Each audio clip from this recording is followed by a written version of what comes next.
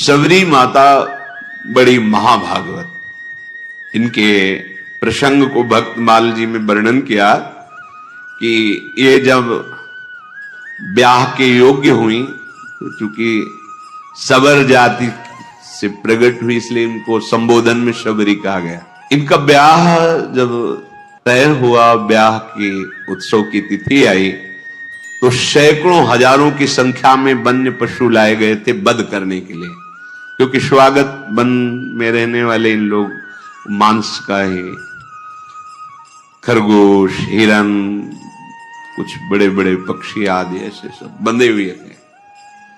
सबरी जी ने पूछा घर वालों से कि ये इनका वध करके इनके मांस से स्वागत करेंगे बरातियों का। बहुत रोना आया सबरी जी को। मेरे ब्याह के कारण हजारों पशुओं की, पक्षियों की हत्या होगी, मतलब मैं इसका कारण बनूंगी। शाम हुई, जब रात्रि हुई तो उन सब पशुओं को मुक्त कर दिया दुलार कर, जाओ, जीवन में मैं कभी ब्याह ही नहीं करूंगी। अगर मेरे ब्याह के समय इतने पशुओं की हत्या होगी, पक्षियों की, मैं जीवन में कभी ब्याह नहीं करूंगी। सब पशु पक्षियों को छोड़ दिया। जे ही उन पशु पक्षियों के बंधन काट रही थी वो रस्सियां, वो ऐसी कृपा दृष्टि से देख रहे थे मानो वो कह रहे थे तुम मेरा बंधन काट दिया तो जाओ, मैं तुम्हारा बंधन मुक्त करने के लिए भगवान से प्रार्थना करता हूं कि अब तुम्हें कोई कर्म बंधन, जन्म मृत्यु का बंधन न प्राप्त हो। तुमने हमारी रक्षा की, भगवान तुम्हारी सदा रक्षा करें, तुम्हारे कर्म बंधन कट जाए क्योंकि हमारे बंधन काट दिए। सबरी जी के हृदय में पशु पक्षियों को छोड़ने के बाद एक वैराग्य हुआ कि अगर मैं घर में रहूंगी तो फिर ब्याह की व्यवस्था यही सब करेंगे, भाग चलूं। रात्रि में ही भाग पड़े। शबरी का महान पुण्य उदय हो गया, भाग निकली। बड़ा भाग्यशाली वही है जो संसार से भाग पड़े भगवान की तरफ। सबरी जी विचार किया किसी भी गांव में जाएंगी तो पकड़ी जाएंगी और ये लीला फिर होगी, इसलिए वन में चलती हैं। और एकांत वन में रहने का अभ्यास था ही। सबरी जी भागकर इसी वन में आए। अब यहां विचार किया कि वन में भगवान की अगर भजन वृत्ति प्राप्त करनी है तो संतों की कृपा होनी चाहिए। और एक तो स्त्री शरीर, फिर जंगली वास रहा है, सबर कुल में जन्म हुआ है, भला मुझ भीलनी को कौन स्वीकार करेगा। और बिना संत सेवा के भगवंत कृपा होती नहीं, तो छुप के संत सेवा करें, ये महामहिम बात। वो हृदय में दैन्यता थी कि मैं अधम शरीर है, कोई संत सेवा स्वीकार करेगा नहीं, और सेवा किए बिना भगवत कृपा मिलती नहीं है।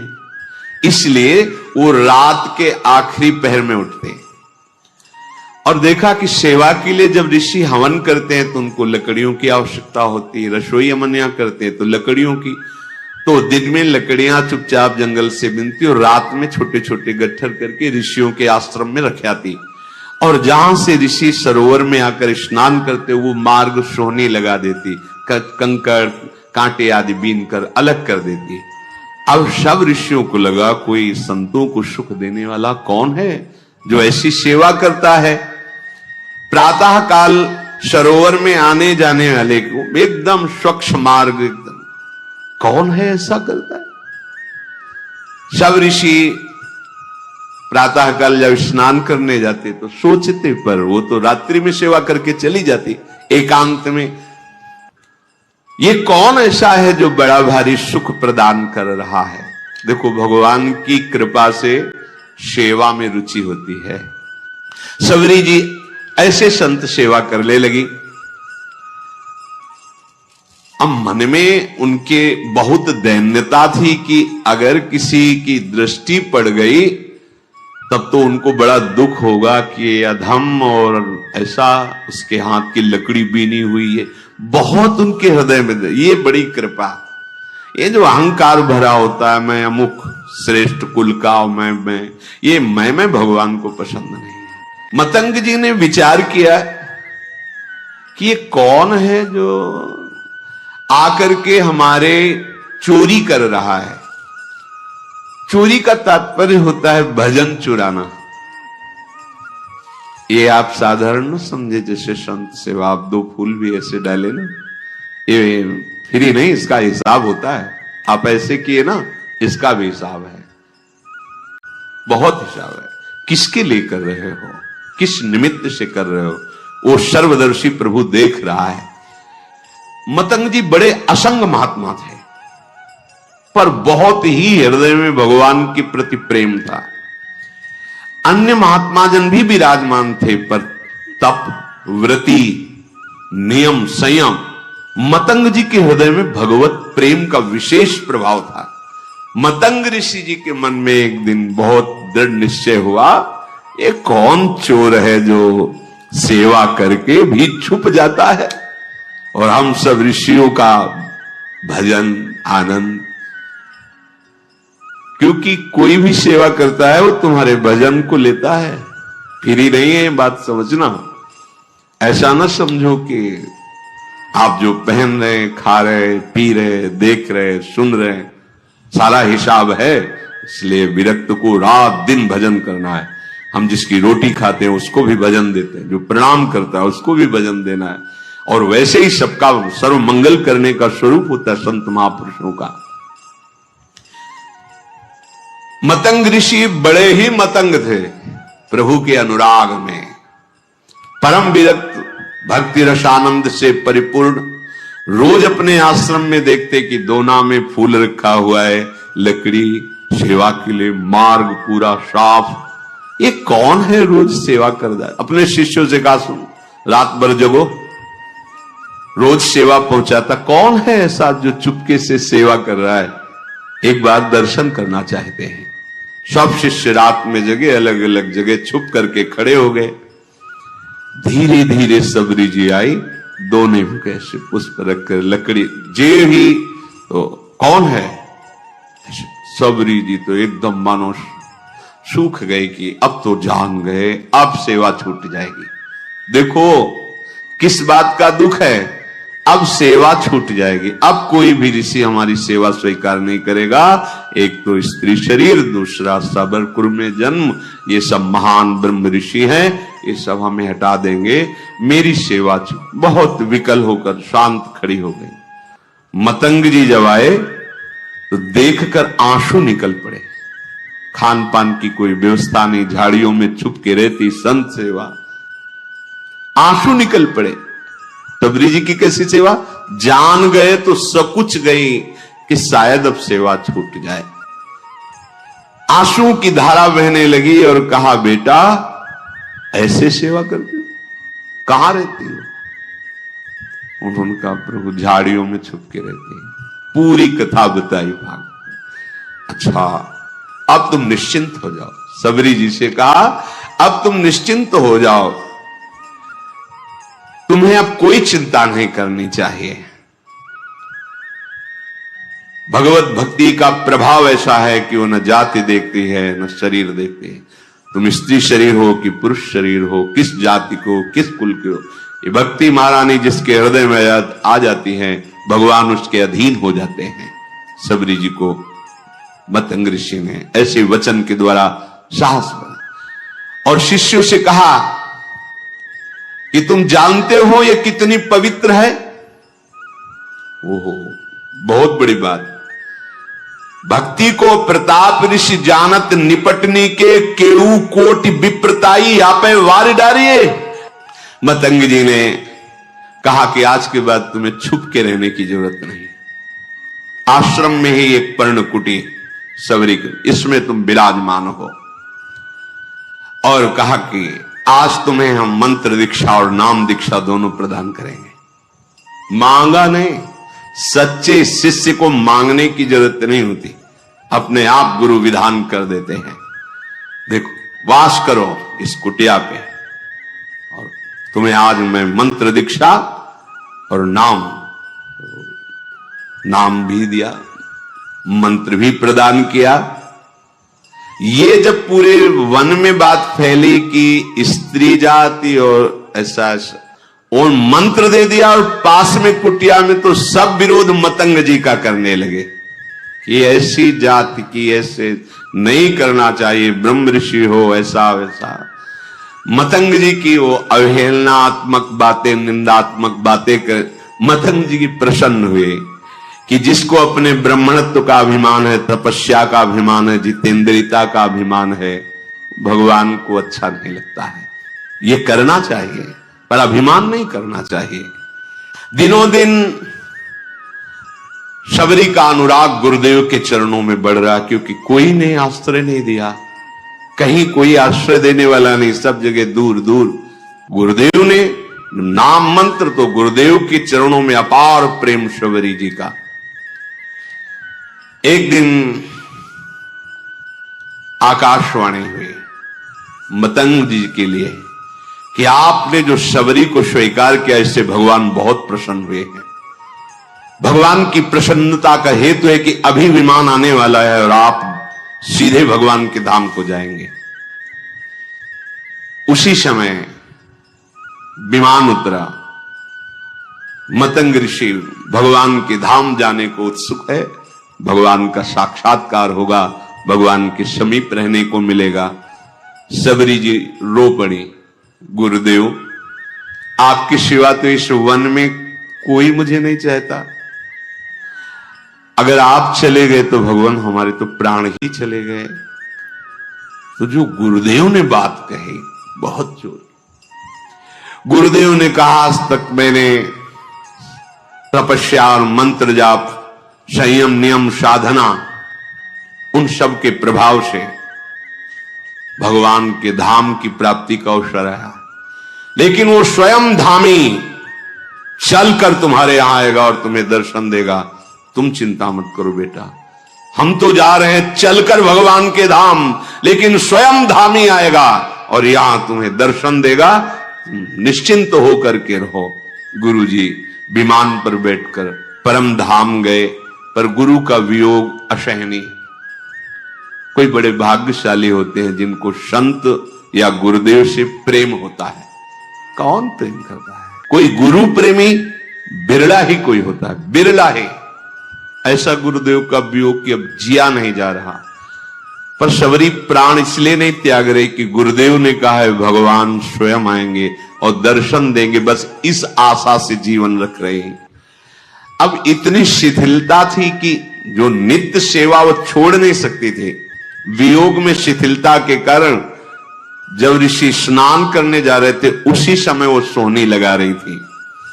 तो जो ऋषि स्नान करने जा रहे थे, कोई सोहनी से छिटक कर कंकड़ उनके चरणों में छू गया होगा, बहुत डांट। वैसे ही गुरु वियोग से दुखी थी। और ये बहुत बड़ा अपराध है, ये लोग जानते नहीं जो अहंकार में होते हैं, मैं तपस्वी हूं, मैं इस कुल का हूं, मैं उस कुल का। अरे सब मायाकृत है। सच्चिदानंद प्रभु की भक्ति जो कर रहा है उसकी चरण रज लो, चरणामृत लो। भगवान के अनुरागी जनों के प्रति ऐसा अनुराग, ऐसी भक्ति, ये बहुत धोखा हो जाता है, बहुत धोखा हो जाता है। ये ऐसा भारी अपराध है कि सिर्फ भक्त से ही क्षमा हो सकता है, भगवान भी क्षमा नहीं कर सकते। अब वो पुनः स्नान करने जे भी गए तो उसमें कीड़े पड़ गए सरोवर के जल में। शबरी जी को इतना धिक्कारा, तुझे दिखाई नहीं दे रहा, मैं आ रहा हूं, मुझे तेरे झाड़ू से कंकड़ छू गया। शबरी जी तो भाग पड़ी, एकांत में जाकर रोने लगी। वैसे ही गुरु वियोग से दुखी थी, इसीलिए विलंब हो गया था, नहीं तो रात में ही वो सोहनी लगाती थी। शबरी जी के हृदय को भारी दुख कि जो हमारे वचनों के द्वारा समझाते थे, जो हमें चरणों का आश्रय, वो तो अंतर ध्यान। अब यही है, ये महात्माओं को दुख पहुंचा, क्या करूं, गुरु ने आज्ञा की, नहीं तो अभी शरीर को छोड़ देती। ओ ये दुख भारी अपराध हो गया। उनको क्या कहा, अभागी, और रुधिरवत रक्तवत हो गया जल, और कीड़े, दुर्गंध आने लगी जल से तत्काल। तो उन्होंने मन में सोचा कि शबरी के कंकण स्पर्श का प्रभाव देखो कितना, तो उसका प्रभाव कि जल भी अपवित्र होगा। जब बुद्धि उल्टी होती ना तो उल्टा ही चिंतन होता है। हृदय में सबरी जी गुरुदेव प्रदत्त नाम का मंत्र का जप कर रहे हैं। रोज तड़के उठकर मार्ग बुहारना और रोज पुष्प की पंखुड़ियां ऐसे पावड़े बिछाना, सुंदर निर्मल जल भर के रखना और सुंदर फल रखना कि गुरुदेव ने कहा भगवान आएंगे, पक्का भगवान आएंगे। रात दिन गुरुदेव प्रदत्त नाम मंत्र का चिंतन, गुरुदेव ने कहा है भगवान आएंगे, इसका दृढ़ विश्वास। अब क्या भगवान के स्वागत में तो जंगल में यही है फल। तो सुंदर सुंदर बेर के जो वृक्ष थे उनसे ऐसे बेर लेती, पहले चखती, चखने के बाद वहां मीठे है तो उस बेर तो झूठे तो हो ही गए ना। चखने के बाद हाथ थोड़ी प्रक्षालन, जंगल है ये थोड़ी क्या कहा कि हाथ में कमंडल धोना। ऐसा नहीं कि खा खा के बेर रखती थी, उस वृक्ष के मीठे हैं कि मेरे प्रभु को खट्टे न लगे तो ऐसे देखा, हाँ मीठे, फेंक दिए और नए फल लेकर के उनको ऐसे रखते। इसीलिए कहा गया है कि झूठे बेर। वैसे भी शास्त्रीय पद्धति में सबसे पहले भगवान को भोग लगा और प्रेम पद्धति में सबसे पहले अपने को पाना है। आप पहले पा लिए तो भोग लगाने लायक नहीं, लेकिन ये प्रेम है, उल्टा मार्ग है। यहां ये ज्ञान हमें नहीं था। ऐसा हो ही नहीं सकता कि प्रभु के लिए थाल सजा रहे पहले उससे ले, ऐसा कैसे? कोई पूछता तो उत्तर नहीं।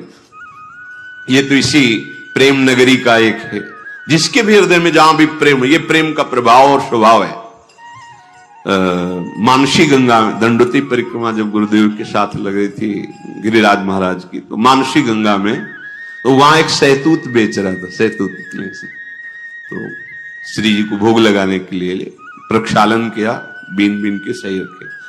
महाराज जी ने कहा थोड़े लो और पाओ, बताओ कैसे? हमको महाराज जी पहले श्री जी को भोग। बोले हमारे यहां पहले श्री जी नहीं, पहले तुम पा के बताओ कैसे, खट्टे अधिक खट्टे तो नहीं। और देख लो महाराज। बोले जब हम कह रहे थे तुम पावला, हिम्मत नहीं पड़ रही थी कि श्री जी के पवा के बिना के पाया। कहा मीठे। बोले जाओ हाथ धो, आचमन करो, अब भोग लगाओ। उस दिन से समझ में आया कि हमारी लाडली जी को पहले हम चखेंगे फिर भोग लगाएंगे कि वो ठीक है कि नहीं है।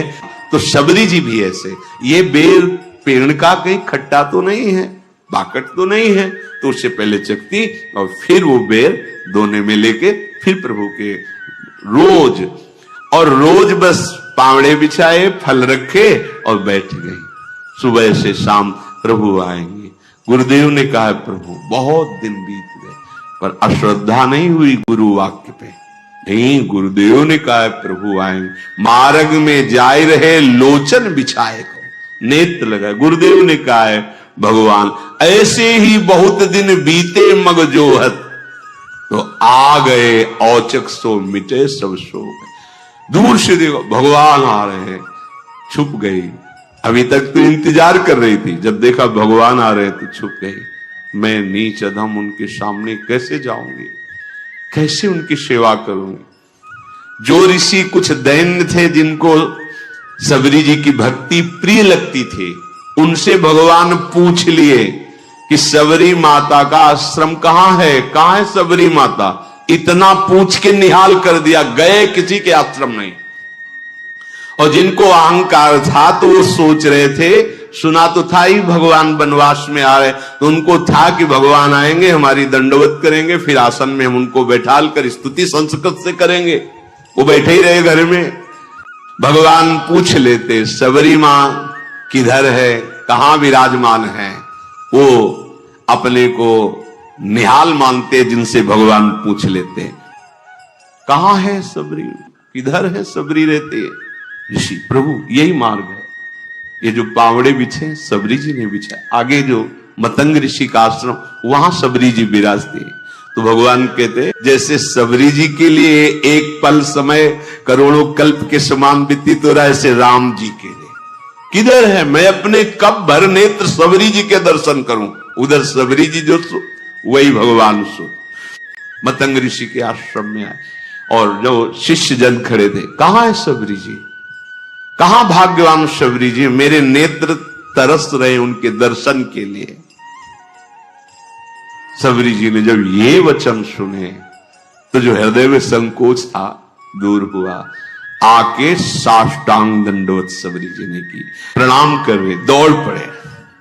रघुनाथ जी ने जैसे माता को हृदय से लगाया जाता है, ऐसे सबरी मां को अपने नेत्रों से अश्रु से सबरी को, हमारे भगवान का स्वभाव जो जान गया, तो भगवान शिव कहते हैं उमा राम स्वभाव जेहि जाना, ताय भजन तज भावना।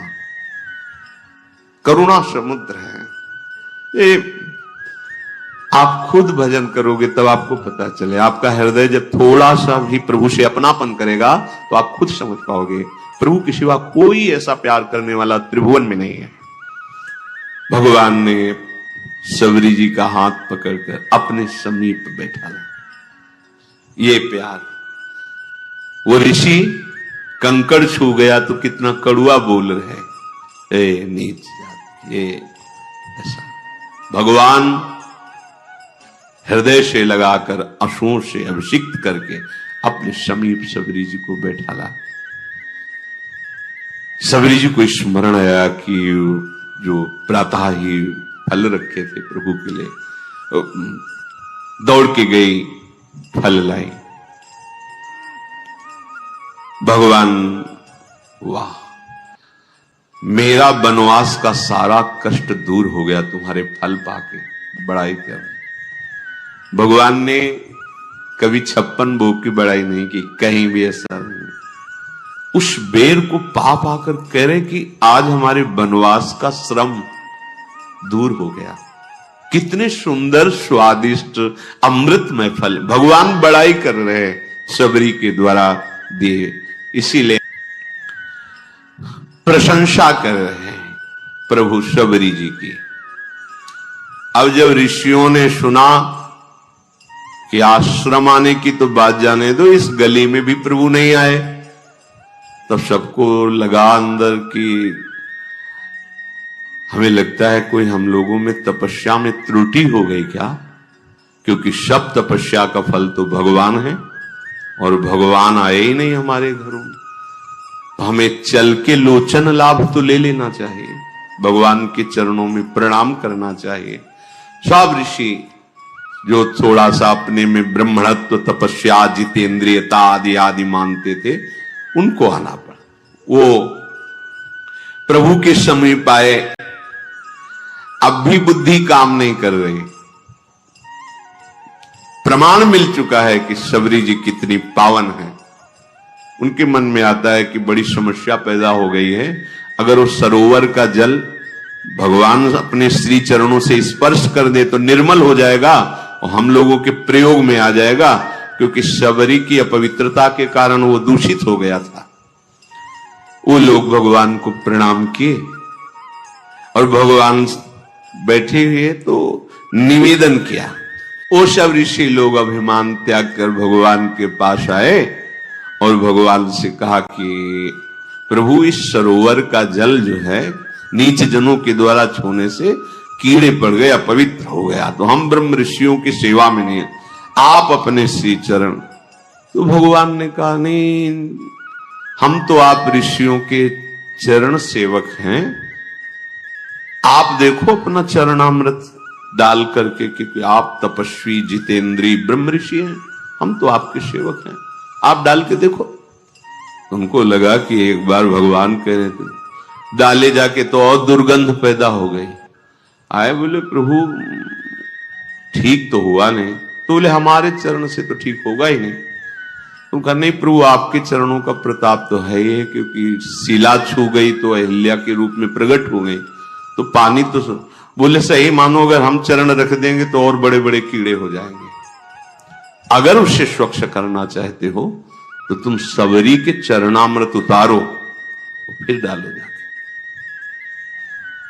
अब भगवान का आदेश, बड़े बड़े ब्रह्म ऋषि सब बोले, केवल एकमात्र सबरी जी के चरण स्पर्श किए हुए जल से ही वो पवित्र हो सकता है, दूसरा कोई उपाय नहीं, क्योंकि तुम सबसे भयानक अपराध बनाए, स्त्री जान करके, नीच कुल की जान करके उनको तुम धिक्कारा है, तुम उनको ऐसी भावना से, ये अपराध तुम्हारे सारे तप को, सारे प्रभाव को नष्ट कर दिया। अगर तुम कहीं अपने जीवन को कृतकृत्य करना चाहते हो, सरोवर के जल और हृदय को स्वच्छ करना चाहते हो, तो सबरी जी का चरणामृत ही काम करेगा, दूसरा कुछ नहीं। अब भगवान की आज्ञा, ईश आज्ञा तो सबको शिरोधार्य है। सबने जे ही सबरी जी बड़ी प्रार्थना, दैन्यता, जे ही चरण स्पर्श हुआ, निर्मल स्वच्छ और अमृत जैसा जल हो गया। तब भगवान ने शबरी जी की स्तुति की, जो नौधा भक्ति पीछे गाई गई थी, वो भगवान शबरी जी को नहीं सुना रहे, उन्हीं ऋषियों को बता रहे कि ये पूरी की पूरी भक्ति हमारी माता शबरी जी में विराजमान है। जाति पाति कुल धर्म बड़ाई धन वैभव कुटुंब गुण चतुरता, मैं इन सबसे नहीं रीझता। हे शबरी जी, आप में तो 9 भक्ति विराजमान है, जो गति योगियों के लिए भी दुर्लभ है, आज मेरे सामने ही तुम्हें वो दुर्लभ गति प्राप्त होगी। मेरे दर्शन का फल है, जीव अपने ब्रह्म स्वरूप को प्राप्त हो जाता है। मम दर्शन फल परम अनुपा, जीव पाओ निज सहज स्वरूपा। फिर कहा कि शबरी जी आप यहां विराजमान, कहीं जानकी जी को यहां से जाते हुए ऊपर से कोई तुम्हें ऐसा कुछ खबर है क्या? शबरी जी ने कहा, प्रभु पास में एक पंपा नामक सरोवर है, वहीं सुग्रीव हैं, आप वहां जब जाएंगे तो उनसे मित्रता कीजिएगा, वो सब आपको सूचना दे देंगे। हे नाथ, आप कुछ देर रुको। और शबरी ने एकदम एकाग्रता की और उनके शरीर में योगाग्नि प्रकट हो गई। भगवान के सामने ही पांच भौतिक शरीर का लय करके भगवत धाम को गई।